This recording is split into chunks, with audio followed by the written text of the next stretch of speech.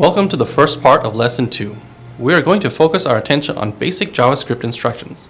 Like any new language, there is new vocabulary and rules on grammar and syntax.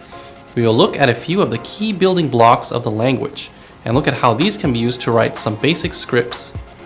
By focusing on the basics, we will learn how to read JavaScript well, and then we will be better able to write JavaScript. A script is a series of instructions the computer follows one by one. Each of these individual instructions is known as a statement. In JavaScript, statements should end with a semicolon. For readability, each statement should be on a line and new statements should start on a new line. The semicolon tells the JavaScript interpreter when a step is over. Codes surrounded by curly braces are known as code blocks.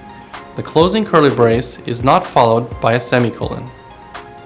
You should write comments to explain what your code does.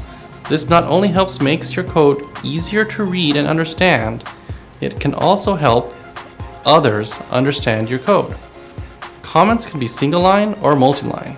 To create a single line comment, use 2 forward slashes. Single line comments are short descriptions of what the code is doing. Multi-line comments start with a forward slash and asterisk and end with an asterisk, then forward slash. Multi-line comments are used for descriptions of how the code works or to prevent a section of code from running when testing.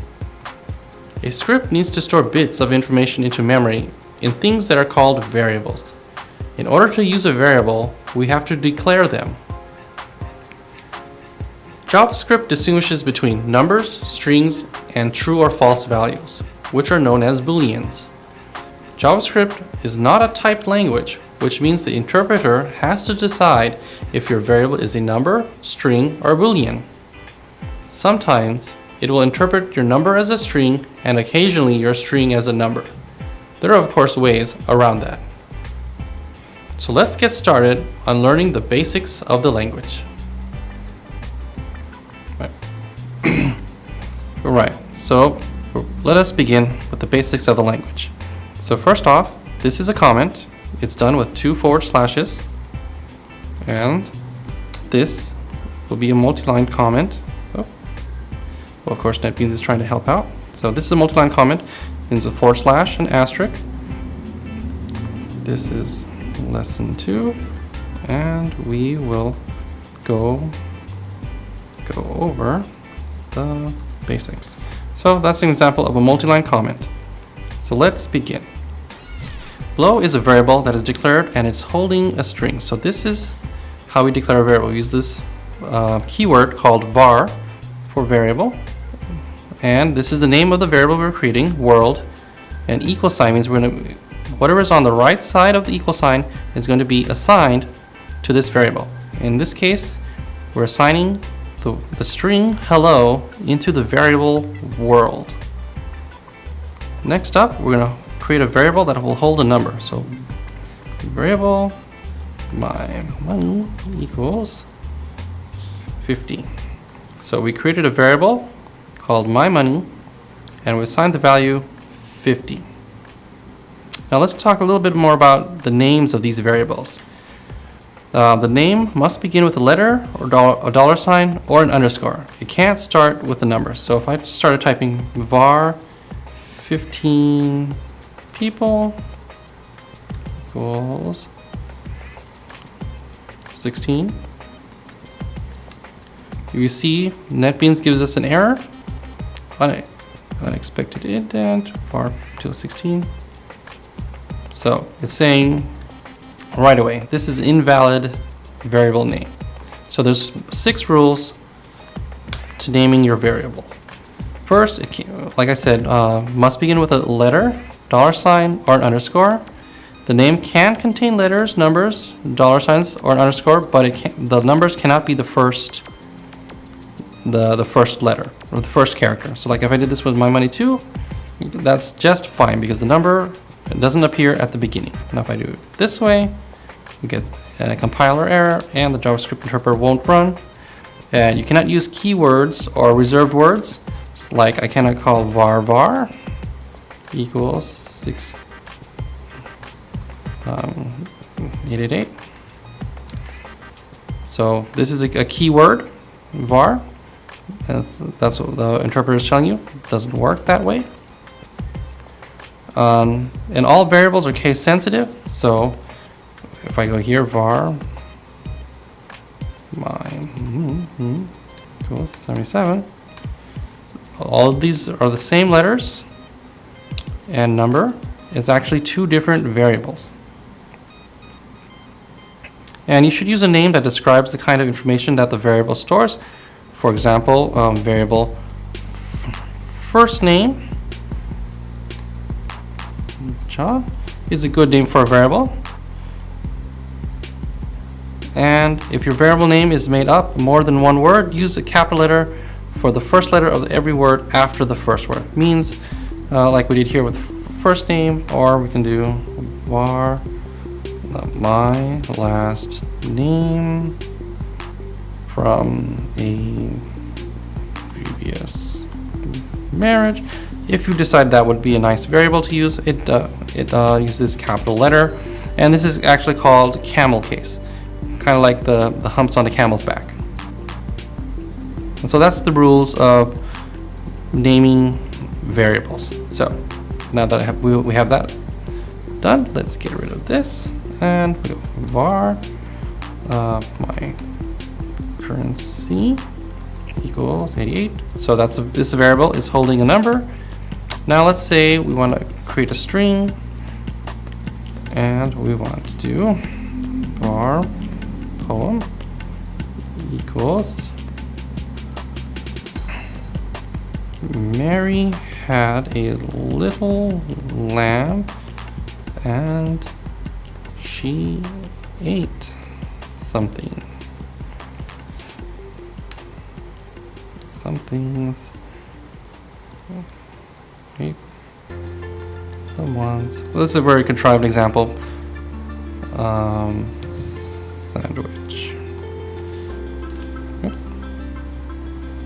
So here we have this quote, which will be just fine. But now, if I decided to do this with single quotes, because of this quote here, it's actually telling the interpreter that this is the end of the statement, and then all this won't work. So we can use an escape character, which is the backslash. What happened here?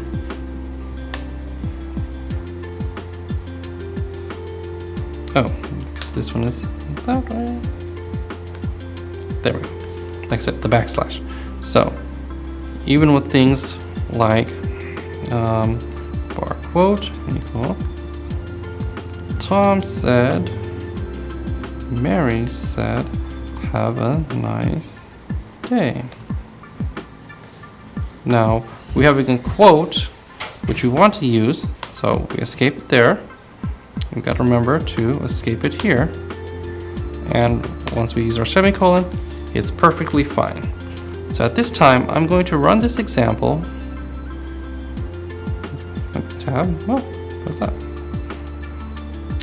Chrome is refusing to debug it. Let me close Chrome and try one more time.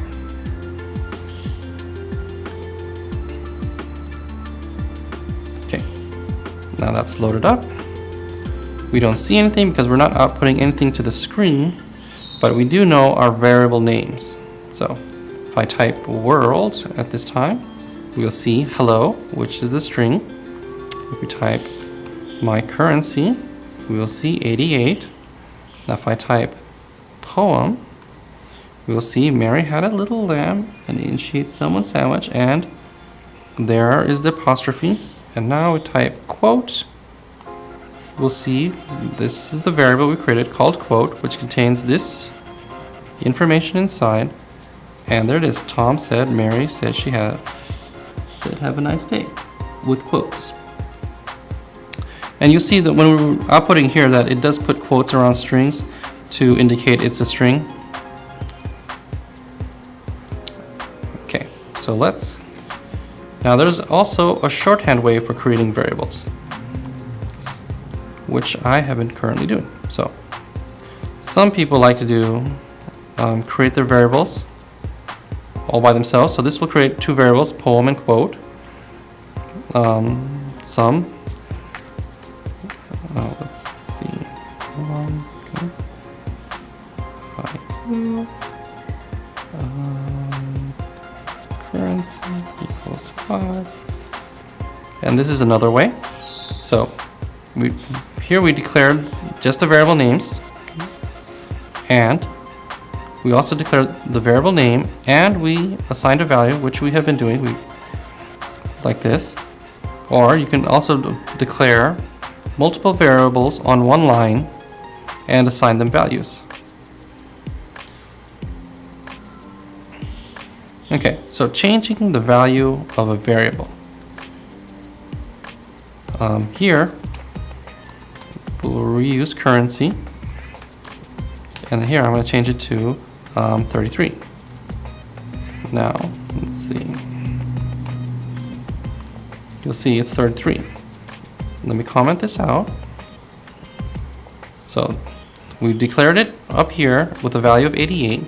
Now if we call it again, the page, it's 88, its initial value. So this one changes it using this equal sign. We can even do some math here. 33 plus 1, and if I do that, 34. So everything is evaluated on the right hand side, then sent back to the variable.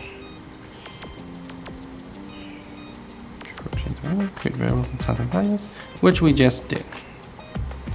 Now let's create a code block. So we create a variable called inStock, and we're going to set it to false. So if inStock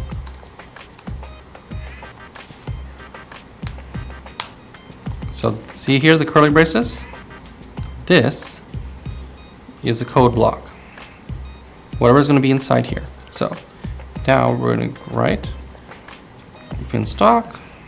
Let's create it outside. First, let's create a message outside.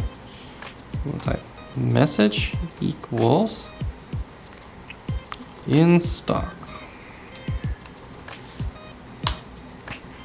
Otherwise, which is else, message equals out of stock. Now, let's check out what's the message. Out of stock. Now let's change this to true. And one more time, in stock.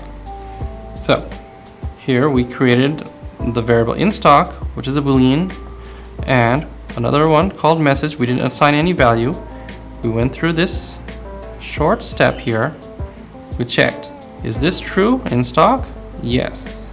Then we assigned a value to message, which was in stock. If it's not in stock, then change our message to out of stock.